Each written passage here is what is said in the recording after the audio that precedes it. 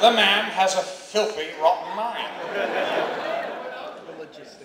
Well, the lens and the camera that was used was a big Mitchell that he used on 2001.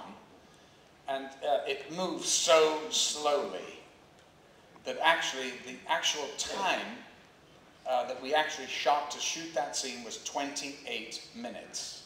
When you see it with the William Tell overture played over it, I think it takes maybe 2 minutes.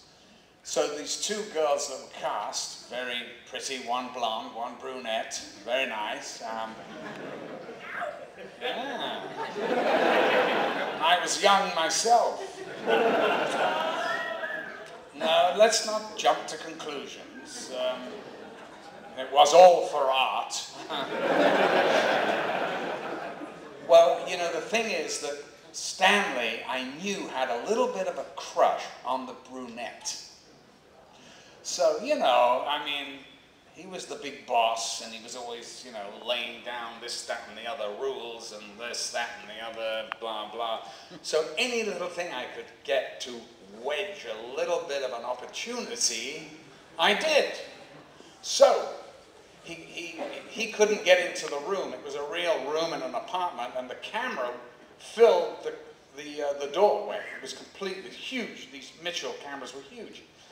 And so there it was. He was kind of looking over the top of it.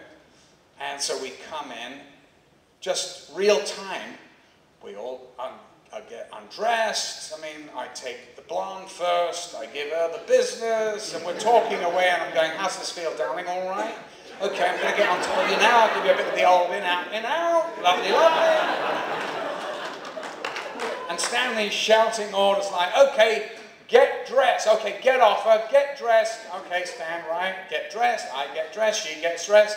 Then I go over to the other one, the brunette.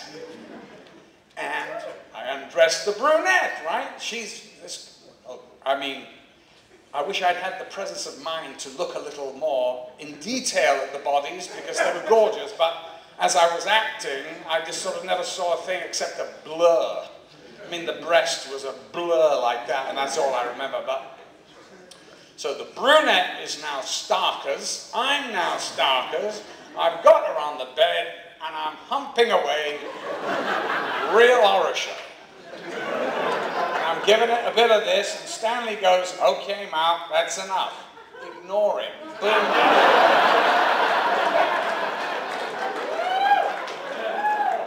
5, 10 seconds. All right, Mark, that's enough. I went, I'm not finished, Dan. I'm not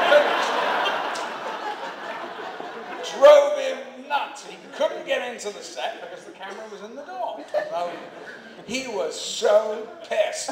I said, sorry, I think my hearing on this side is going weird. I couldn't actually hear what he was saying. He goes, well, I said, you know, I shouted it out. I'm sorry, I couldn't hear it.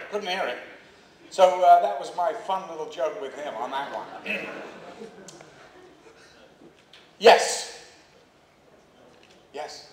A few years ago, I was watching an interview on television where you were talking about a scene in Caligula that was an outtake. Something this happened with the guard being stabbed and him bleeding out. Did you recollect that story? Did it include Peter O'Toole, who was ripped out of his fucking mind? I will give you that story if you want me to repeat it, because actually if it was on TV, it was obviously a version which is way, way cleaned up from the truth. We're doing a night shoot in Rome, and the producer comes to me and says, Malcolm, would you go into his trailer and go through the lines with him. Now, we were called at 4 o'clock in the afternoon for a night shoot. So we know we're going to go all the way through the night. So I go in at 4 o'clock to go through the stuff with Peter, who is literally chain-smoking joints. He's like, sorry! I was like, would you like? No, I'm fine, Peter. I'll have it a minute later on. Oh, this is awfully good stuff. And he's really getting into his, you know. And they're in a cigarette holder. That's the other thing, which is and he's got the cigarette holder. He takes the thing out and then lights the new joint with the butt, and then puts it back in the cigarette. And it was a fantastic thing. I was mesmerized. I was also stoned from contact high. We got so sick of running the stupid lines that we started to do it Cockney, Scottish, just to amuse ourselves. We were cracking up. So like 2:30 in the morning, there's a knock at the door. And they go, "We are ready." You're going, "You're joking." Fuck. So we come out, we go to the set, which is a whole acre of, I've never seen anything like it. We hadn't ever been to the set, but it's like there are hundreds of extras doing the most extraordinary sexual things. I'm serious. It's a serious film, and apparently it did go on in Caligula's time. So Bob Guccione told us. Anyway, well, he starts his dialogue, right? There are no kids here, I hope, are there? No, okay. He starts the dialogue, which is something like, "Rome is but a city." Oh my God, darling, what are they doing over there? Ooh, is that a real dick? Or is that a dildo? Jesus, have you seen the size of it? Holy God, what's that? What? Oh my God, what's she doing on that trapeze? And we're looking around, I've never seen anything like it. It was Sodom and Gomorrah. Yes, it was fantastic. All right, here's the whole scene. He is playing the Emperor Tiberius. I am the Emperor in waiting. So I'm the next in line to the throne, the emperorship of the Roman Empire.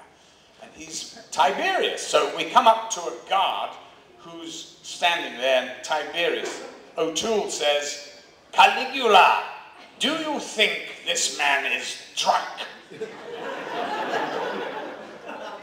And I had to say, whatever it was, "Yes, my lord, I think this man is drunk." He goes, "More wine!" And I mean, he was literally, he couldn't stand still. He was tottering on legs that were white and this thick. And all he had on was this long flowing thing like a bed sheet with a diaper underneath it.